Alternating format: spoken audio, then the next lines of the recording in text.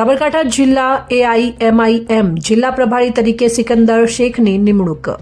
Ahmedabad AIMIM પ્રદેશ કાર્યાલય ખાતે સાબરકાંઠા જિલ્લા સંગઠન રચના કરવા આવેલ, જેમાં ગુજરાત પ્રમુખ સાબિરભાઈ કાબલીવાલા દ્વારા સંગઠન અને આવનાર ચૂંટણીઓને લઈને માર્ગદર્શન આપવામાં આવ્યું, તેમજ સંગઠન મજબૂત કરવા હાકલ કરવામાં આવી. સાબરકાંઠા જિલ્લા પ્રભારી તરીકે સિકંદર શેખની નિમણૂક કરવામાં આવી.